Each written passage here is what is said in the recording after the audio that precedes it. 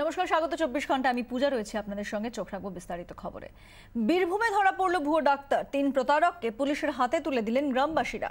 মল্লারপুরের গোয়ালা গ্রামের ঘটনা, আর এরপরই নড়ে চড়ে বসেছে প্রশাসন।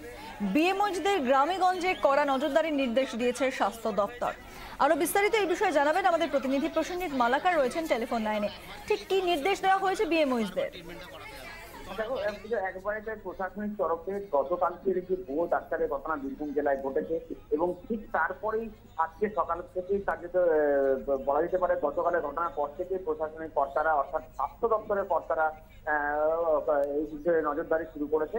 ইতিমধ্যে আমরা যেটা জানতে পেরেছি, জেলা মুখ্য স্বাস্থ্য আধিকারিক হিমাদ্রি আরি যিনি রয়েছেন, তিনি জেলার সমস্ত বিএমওইচকে নির্দেশ দিয়েছেন তার এলাকার যাতে তারা গ্রামগঞ্জের চিকিৎসা ব্যবস্থার উপর নজরদারি চালায় প্রথমত, এবং দ্বিতীয়ত গ্রামগঞ্জে যে হাতুড়ে চিকিৎসকের কথা বারবার উঠে আসে বিভিন্ন ক্ষেত্রে, সে হাতুড়ে চিকিৎসকদেরও নথি খতিয়ে দেখার এবং তদন্ত করার ঠিকমতো নির্দেশ দিয়েছেন বিএমওইচের তরফ থেকে নির্দেশ দেওয়া হয়েছে।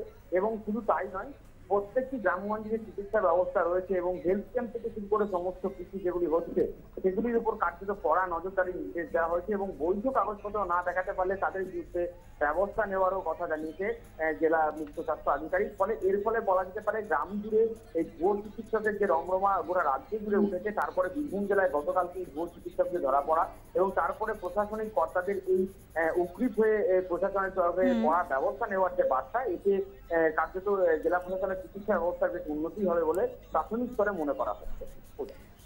ধন্যবাদ প্রসেনজিৎ মালাকার, আমাদের প্রতিনিধি ছিলেন টেলিফোন লাইনে।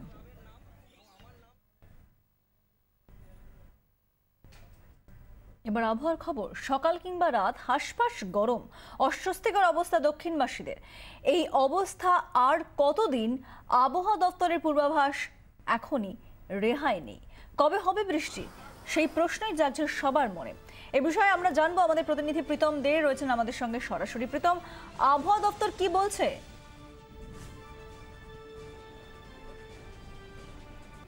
আবহাওয়া দপ্তরের পূর্বাভাস অনুযায়ী দেখো, কালকের আগে কিন্তু কোনো রকম অবস্থা ফেরার কোনো সম্ভাবনা নেই। তার আগে পর্যন্ত অর্থাৎ আজকে গতকাল যেমন ছিল একেবারে অস্বস্তিকর আবহাওয়া, গরম, সেরকমটা আজকেও থাকবে। এবং যত বেলা বাড়ছে তত কিন্তু এখানে পরিস্থিতি মারাত্মক হচ্ছে। এখন 12টা বাজার একটু আগে রয়েছে, এখনই যেরকম গরম তাতে রাস্তায় বেরোনো যাচ্ছে না। অথচ সোমবার হওয়ার ফলে মানুষজনকে অফিসে বেরোতে হয়েছে এবং তার ফলে এই রোদ মাথায় নিয়েই তারা কিন্তু রাস্তায় বেরিয়েছেন।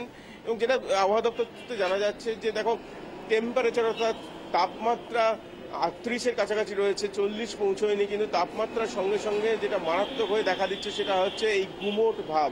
মৌসুমী বায়ু প্রবেশের আগে এবং জুনের ঠিক এই কালবৈশাখীর যে মরশুম সেটা শেষ হওয়ার মধ্যিখানে এরকম অবস্থার একটা সৃষ্টি হয়। তার কারণ প্রচুর পরিমাণে জলীয় বাষ্প বায়ুমণ্ডলে ঢোকে, যেটা এখন ঢুকছে।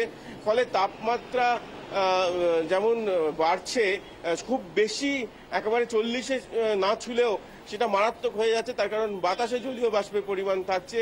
এই তাপমাত্রা, উষ্ণতা এবং বাতাসে জলীয় বাষ্প দুয়ে মিলে একেবারে শুধু ঘাম নয়, তার সঙ্গে একটা অস্বস্তিকর অবস্থা সৃষ্টি করছে, যেটা আজকে সারাদিন চলবে বলে আবহাওয়া দপ্তর সূত্রে জানা গেছে। আজকে বৃষ্টির কোনো পূর্বাভাস দেওয়া হচ্ছে না। একটি ঘূর্ণাবর্ত তৈরির কথা বলা হচ্ছে, যে ঘূর্ণাবর্তটি যদি পুরোপুরি তৈরি হয় তাহলে কালকে বৃষ্টি হবে, তা না হলে নয়। তা না হলে কিন্তু কালকে আজকে এই অবস্থায় চলতে থাকবে, এরকমটাই আবহাওয়া দপ্তর সূত্রে জানানো হচ্ছে। পূজা। প্রীতম, ধন্যবাদ। প্রীতম দে আমাদের প্রতিনিধি আমাদের সঙ্গে ছিলেন সরাসরি। এই হাসফাস গরমে কলকাতার মানুষজন কি বলছেন শুনুন। কালকেও গরম ছিল, আজকেও প্রচন্ড গরম, মানে গরমেতে মানুষ হাঁসফাঁস হয়ে যাচ্ছে, আমরাও হাঁসফাঁস হয়ে যাচ্ছি। সেই কারণে কি এখানে সেইখানে একটুখানি গাছের তলায় বসে তারপরে অফিসের দিকে যাবো। মানে কোথা থেকে আসছেন, কোন অফিসে যাচ্ছেন? আমি আসছি ঠাকুরপুর থেকে, আমি চিপিনা ইস্টার্ন কমান্ড অফিস যাচ্ছি। আচ্ছা, এখানে বসে আছি, খুব গরমে হাঁসফাঁস অবস্থা, গঙ্গার হাওয়া যদি কিছু। কটায় অফিস? অফিস আমাদের 8:30টায়। 8:30টায় অফিস। আপনি তার মানে আগে বেরিয়েছেন, যাতে আগে বেরিয়েছি যেন সঠিক টাইমে পৌঁছে। আর গরমটাও কি একটা কারণ? গরমটাও একটা কারণ, অফিসে ঠান্ডা আছে, এয়ার কন্ডিশন আছে। এবং আর সকালবেলা যে বেরিয়েছেন, সকালবেলা কিছুটা ঠান্ডা থাকবে, সেই এতেই বেরিয়েছি, ঠান্ডা থাকবে এতেই বেরিয়েছি। রোডটা ওঠার আগেই যেন পৌঁছে যায়। কি অবস্থা, গরম কতটা? মানে গরম, ভীষণ গরম, অতিষ্ঠ। রাতে তো ঘুমোতেই পারা যায় না, রাতেও ঘুম হয়নি? না, রাতে ভালোভাবে ঘুমোতে পারে না কেউই, বাড়ির কেউই ঘুমোতে পারে না। প্রচন্ড গরমে পুড়ছে গোটা রাজ্য। সবথেকে খারাপ অবস্থা পশ্চিমে, তাপমাত্রা 40 ডিগ্রির আশেপাশে ওঠানামা করছে। বৃষ্টির দেখা নেই, শুকনো গরমে কাহিল জেলাগুলি। দক্ষিণবঙ্গের অন্য জেলাগুলিতেও হাঁসফাঁস অবস্থা। বৃষ্টির অপেক্ষায় উত্তরের জেলাগুলিও। শহর কলকাতা যে ছবি, অন্যদিকে অন্যান্য জেলা যেগুলো রয়েছে তাতেও একই রকম ছবি ধরা পড়ছে। প্রসেনজিৎ মালাকার আমাদের প্রতিনিধি রয়েছেন টেলিফোন লাইনে। বীরভূমের কি পরিস্থিতি জেনে নেব প্রসেনজিতের কাছ থেকে। প্রসেনজিৎ, বীরভূমের অবস্থা বলা যেতে পারে যে এই তাপপ্রবাহ সাথে একটা প্রবল গরমে কার্যত নাজেহাল অবস্থা গোটা বীরভূম জেলাবাসী। রাস্তাঘাট যেমনি ফাঁকা, মানুষজন কার্যত ঘর থেকে বেরোতে পারছে না এই প্রবল গরমের কারণে। ইতিমধ্যে বিভিন্ন ক্ষেত্রে স্কুল থেকে শুরু করে অন্যান্য ক্ষেত্রেও ছাত্রছাত্রীরা, ছোট ছোট বাচ্চারা প্রচন্ড সমস্যায় পড়েছে গরমের কারণে। এবং আজকে শ্রীনিকেতনের টেম্পারেচার প্রায় 40 ডিগ্রি সেলসিয়াস। অর্থাৎ বলা যেতে পারে যে প্রবল গ্রীষ্মে এই মুহূর্তে গোটা বীরভূম জেলার একটা হাঁসফাঁস পরিস্থিতি তৈরি হয়েছে, যেটা খুব বিভৎসকর পরিস্থিতি। এবং এই মুহূর্তে সত্যি একমাত্র বৃষ্টি, যদিও আবহাওয়া দপ্তরের তরফে এবং শ্রীনিকেতন আবহাওয়া অফিসের তরফ থেকে এখনো বৃষ্টির কোনো পূর্বাভাস এখনো পর্যন্ত দেওয়া হয়নি। প্রসেনজিৎ, ধন্যবাদ। প্রসেনজিৎ মালাকার আমাদের প্রতিনিধি ছিলেন টেলিফোন লাইনে। অন্যদিকে আসানসোলের কি পরিস্থিতি, এই গরমে কতটা নাজেহাল সেখানকার মানুষজন, কি বলছেন তারা, শুনুন।